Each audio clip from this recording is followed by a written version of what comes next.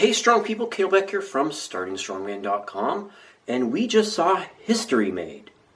Not only did Hafthor Bjornsson just deadlift 501 kilograms slash 1,104 pounds for a new world record, but we all just got worked. Strongman is now in the WWE, and I called this about a month ago. 3 weeks is a month, right? You can just say anything, but a month sounds better. In my 501 kilogram deadlift controversy video from a couple of weeks ago, 3 weeks, 18 days, a month, whatever it ends up being, I said, I think all of this hype is fake and it's all just to promote an upcoming boxing match, which I've heard rumors of, between Hafthor Bjornsson and Eddie Hall. And what do we have at the end? We have a little interview with Hafthor after he deadlifts 501 kilograms for a new world record. That counts depending on who you are, because there's no federations in strongman. Well, there's no official sanctioning body. There's lots of federations.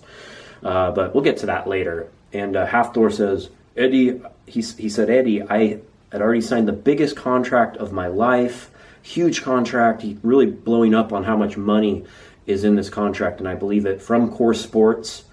And he said, I already knocked out your record, and now I'm going to knock you out. Sign the contract so we can box. That's right. Two giant men that have, the only two men that have ever deadlifted 500 kilograms, somehow leads to a boxing match. Why? Because strongman doesn't pay, and everyone loves to see two people fight. It's just universally sellable. Nothing could be sold better than a fight. So I'm going to backtrack a little bit and go over a little bit about the actual deadlift. We had Lawrence Chalet, Big Laws, commentating remotely from the United Kingdom. We had the event taking place in Iceland, which appeared to be Hafthor's gym. All the equipment was shipped in from Rogue. We all saw it weighed in. It was on ESPN. It was on a bunch of other international networks. It was live streamed on Rogue Fitness and at coresports.world. And on Rogue, I think the viewing was over 250, 280,000 for most of it. And by the last attempt was over 300 something thousand. And that's just on one platform. That's not counting all the other places that were streaming it. This is probably the most watched feat of strength or strongman event or weightlifting at any one time live ever, which is insane. I bet more people watched it on Rogue's YouTube channel than on ESPN, just how the times are, but I could be wrong. Really waiting to see the numbers from ESPN whenever those are released on how this did. Because I think it would be kind of a tough sell how it's presented. And of course there's limitations because people can't travel. How it's presented to just a general audience. Obviously, there's not a lot of competition right now, but it was very somber. Feeling in the gym, they had an Icelandic presenter, which is good that they had someone, and Lawrence Chalet doing it remotely. But he was very calm, very even keeled, very this. So it was like commentating on golf, which seems to be kind of just the nature of Iceland in general. They don't seem to be that boisterous of people, very calm, even keeled. You ever hear Magnus Vermagnuson talk? He's just calm, and it's a little boring in a way, which is fine. Somehow John Paul Sigmarsson is arguably the greatest strongman showman of all time, and he's from Iceland, but I think he just loved life. And they go through, there's a lot of build up. Lawrence Chalet did an incredible job kind of giving some backstory. There should have been more of it, but he really did as good as he could.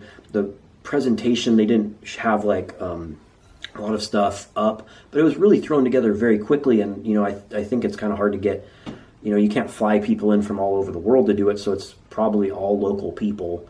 So you kind of have to get what you have. And then Hafthor opened with 420 kilos, which is like 920 something.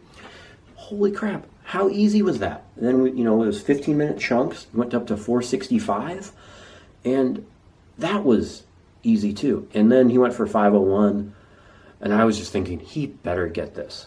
You can think it's a record, you can think it's not a record, that's all irrelevant. If he doesn't get this, The hype is dead. Hype is dead for everything. The hype is dead for strongman right now. There's no momentum to keep it going to these other feats of strength. Some people can miss in these upcoming ones, but this one had to happen.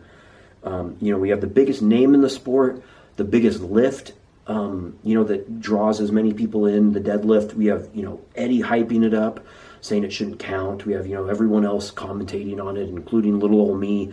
And there's just a lot of hype. And if he misses this, do as many people watch Luke Stoltman go for a new log press world record next? Probably not. It had to happen. Whether you agree, whether you like any of it, this had to happen to keep the momentum going, or else we just kind of go, oh, all right, well, now what? I guess we watch cherry pit spinning. Cherry pit spinning. Jeez, I can't say that. So we go on, 501 is up. Do the whole Icelandic thing, rubbing ears, slapping each other, in the face, yelling. It's just always fun to watch. He lifts it. It seems like he's just waiting a long time to lift it. I'm like, man, is he hesitant? And it flew up to the knees. It twisted his body. I think it was to the right, but it could have been to the left. I know it twisted his body to one side, and it stalled just a little bit at the knees, and he just powered through it. He's so strong. He's so big. Didn't even matter that 1,104 pounds twisted him a little bit. It wasn't very clean. I mean, it is a world record, but it was as clean as you could imagine a world record, something that huge. I mean, no one even thought a 500 kilogram deadlift would ever happen before Eddie Hall, and he just did this and just made it look routine. I think he maybe had 520 in him. Actually, he had 520 in him. That's what I'm going to say. Why would he do it? You leave on a positive note. You do 520, 510, whatever it is, when shows open back up and you can do it the legitimate way. He did the 501, got the record, got the hype. Then we go into the boxing match. So I've heard a little rumblings that, they kind of talked about it on a YouTube channel, one of their YouTube videos before, that there was going to be some sort of boxing match. I mentioned in my video previewing this whole thing and the whole controversy and all that hoopla that I think that this is all a work. It's not a shoot. Maybe they hate each other a little bit, but at the end of the day, they're both businessmen, and their business is strongman and deadlifting, which is part of it. So, I mean, he had that, sorry, Hafthor, but that corny line saved up. I just knocked out your record, now I knock out you. Love it. Strongman, WWE, I mean, Vince McMahon is going bravo in the corner. It was played perfectly. They had huge eyes on it. That's all anyone's going to be talking about in strongman, at least the general thing. I've had so many text messages just from people that don't even really follow the sport on, are they really going to box? I'm like, yeah, maybe you should subscribe to my YouTube because I said this is going to happen 7 years ago. Unfortunately, the negative of that is these people, they have to do a boxing match to get the big payday instead of doing what they're actually good at. I mean, these are both 400-something pound men. If you ever, even super heavyweight boxers that are like trained or MMA or whatever, end up looking sloppy after a little bit. If no one gets knocked out in the first 20 seconds, this is going to be boring. Real boring. And it's going to overshadow a lot of these very good upcoming feats of strength that World's Ultimate Strongman is putting on. I imagine they have something to do with the boxing match since it's being put on by Core Sports World.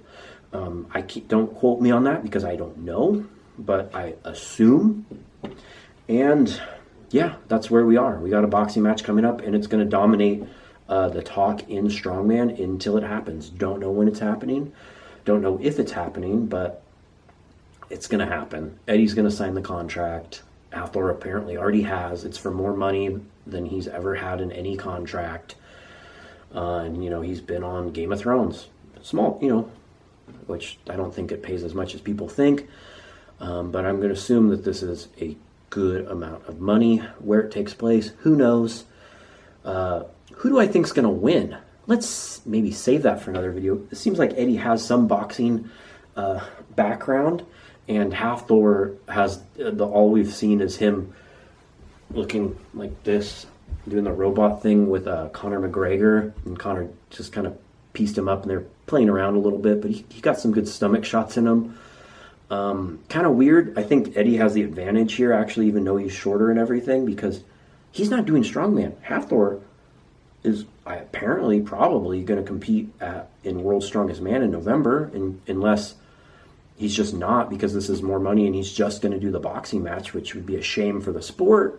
But if he really wants to focus, he should only focus on doing this boxing match. He should lose a ton of weight.